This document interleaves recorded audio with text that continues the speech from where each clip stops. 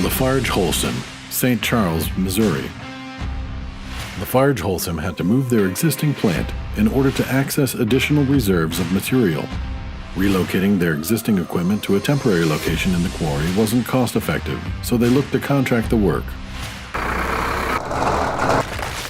Independence Excavating was contracted to provide approximately 650,000 tons of limestone crushing into various different size construction aggregates by Lafarge Holcim.